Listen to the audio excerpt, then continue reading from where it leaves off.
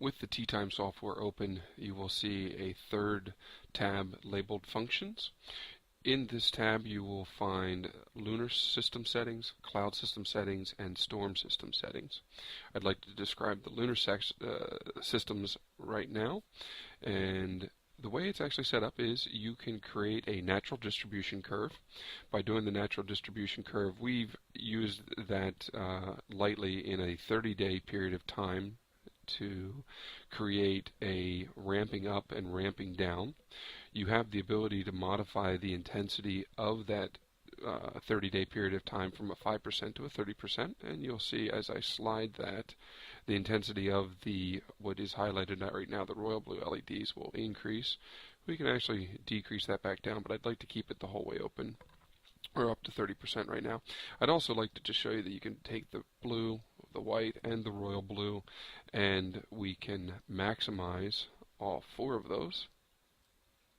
And we can take a look. Your system right now would actually, since we're online, it would show you what the overall intensity of that light during, let's say, day 15 of the lunar cycle would look.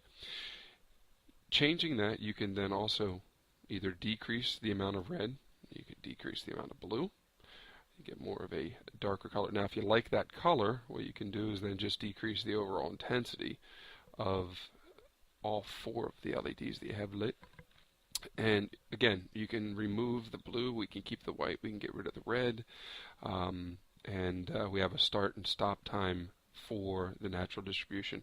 You also have the ability to do the average distribution, which is my personal use one. I like going at home and seeing the tank up and running with the lunar lights on every day at the same time.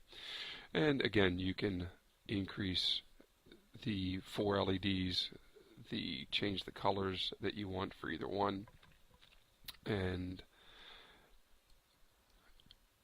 be able to actually view what every day the lunar light would look like.